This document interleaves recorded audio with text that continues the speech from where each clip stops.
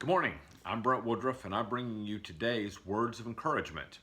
So, as usual, I am joined by my good friend LBK, sitting up there on the sofa, as we are indoors due to a little bit of rain in the area. So, this past Christmas, my friend Stan Stockdale gave me a book as a Christmas present. The book, A Year with C.S. Lewis, is a daily reading from his many books and letters, and I've thoroughly enjoyed it and have found it very helpful during the COVID-19 crisis. In one of the readings, C.S. Lewis referenced the children's book, Wind in the Willows. While I remember the book, I could not remember the story or the characters. So I asked Lynn if she could download it from the local public library, which she did. Tip to everyone that's out there, if you're tired of streaming TV shows and movies, there are hundreds, if not thousands, of audiobooks that you can download and listen to for free. So she downloaded the audiobook and we listened to the story together. What struck me about the story was that the three primary characters, Rat, Mole, and Badger, they could not be more different, but they had a bond of friendship that can best be described as brotherly love. Badger, Rat, and Mole continuously find ways to lift each other up and not beat each other down. The gift of true friendship is truly a gift from God, and I feel that today we need more friends and brotherly love in this world.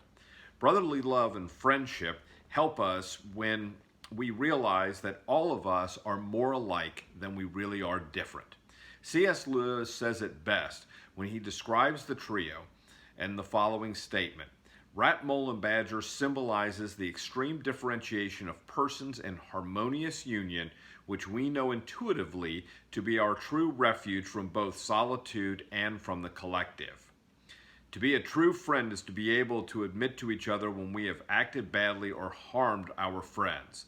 And if we remember what Christ commands us, as we find in John 13:34-35, Jesus speaks and says, "A new command I give you. Love one another as I have loved you. So you must love one another.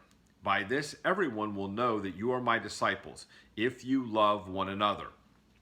Jesus' commandment is played out in the scene from Wind in the Willows.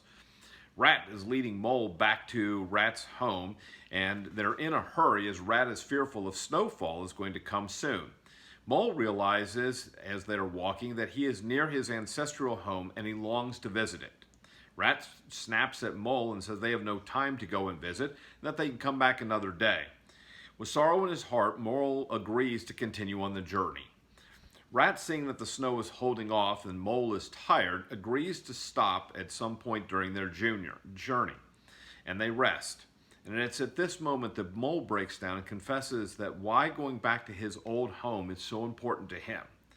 Rat realizes that Mole is truly a dear friend and that he has not loved Mole in this moment. Rat then tells Mole that they will depart immediately and head straight away to find Mole's old home, which they do.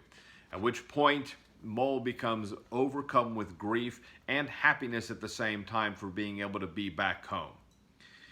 We all have our moments when we have acted like Rat. We sometimes think that we know what's best for our friends, but our actions can actually cause more harm than good.